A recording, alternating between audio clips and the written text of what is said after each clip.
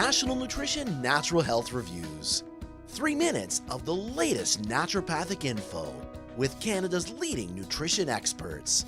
Watch, learn, and get healthy naturally. Hi, I'm Dr. Jonathan Beatty, naturopathic doctor and a health expert here at Nationalnutrition.ca. Have you ever gotten too much sun exposure and received a sunburn? Have you ever accidentally burned yourself in the kitchen or spilt a chemical on you that caused severe burning? That can be a very serious medical condition depending on the depth of the burn. So a very minor burn, we call a first-degree burn, occurs when the burn only causes some skin redness and inflammation. When the burn goes a little deeper, we call this a second-degree burn, and at that stage you're going to get separation of the skin layers and blistering occurs. And that's because what happens is the dermis actually gets separated from the tissues beneath it, fluid fills, and that's what creates that blistering effect.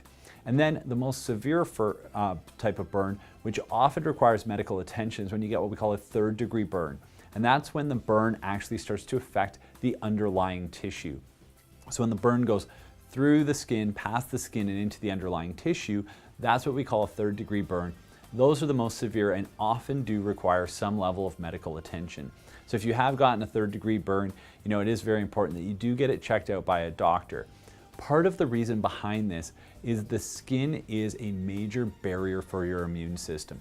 The skin is one of the largest organs in the body, and what it does is it actually helps to protect our system from foreign invaders, from bacteria and yeasts getting into our system where they can cause disease. And any type of severe burn where you get a breach in that barrier, that can lead to a number of severe conditions. As well too, if the underlying tissue is too damaged, it may need to be surgically repaired to prevent severe scarring and long-term dysfunction of that underlying tissue. So if you do suspect that your burn may be third degree, I do highly recommend going and getting medical attention. Now, if the burn is a lesser burn, obviously there's a couple different things you're going to want to do to help manage that. So if you have a first or second degree burn, one of the first things you're going to want to do is obviously cool the area down. So often just putting a cold damp cloth on the area could be very effective. I actually often find that using cold apple cider vinegar is very effective at helping to reduce the burn. And then once the area has been cooled down, you can start to look after it. Now, one of the things you never want to do is apply any type of oil to a fresh burn, or right away applying oil when you haven't removed the heat source. The reason you never want to put oil on a burn is because that oil can heat up and it can actually cause more extensive burning.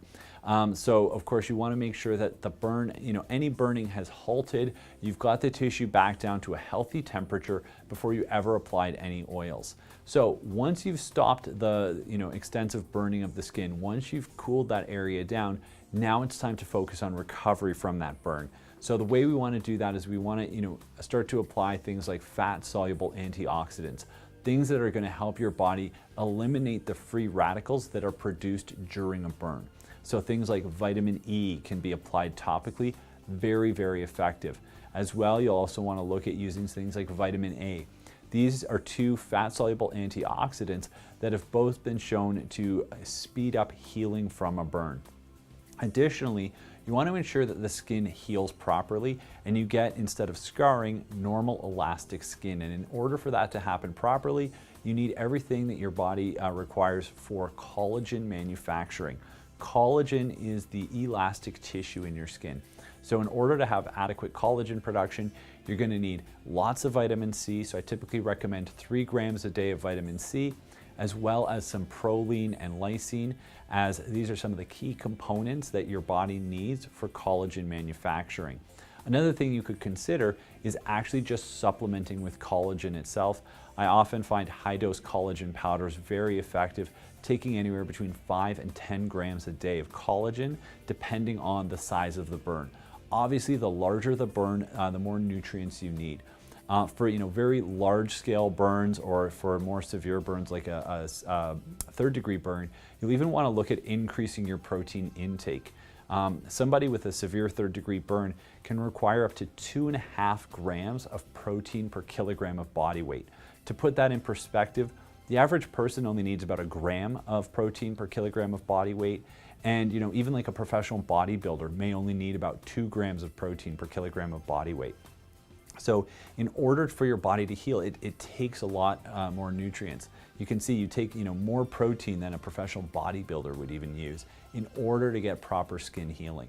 So consider using extra protein powders, whey protein, or for people who don't tolerate dairy, I often recommend sprouted brown rice protein, as it's a very close equivalent biologically to whey and provides all the amino acids that your tissues need to heal.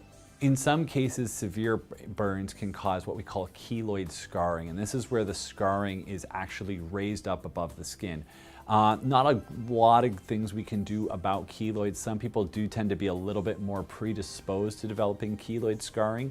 One of the things that I will recommend to try and reduce keloid formation is during the healing process, take in high amounts of serratia peptase or bromelain, as these are anti-inflammatory enzymes that may help reduce keloid formation.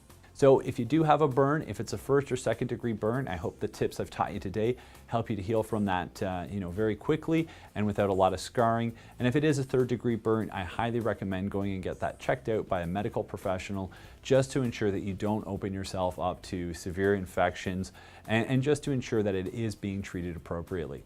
So hope this video has helped you out. Check out more of our natural health videos, subscribe, and if you have any questions or comments, post them below. And always remember, knowledge is health.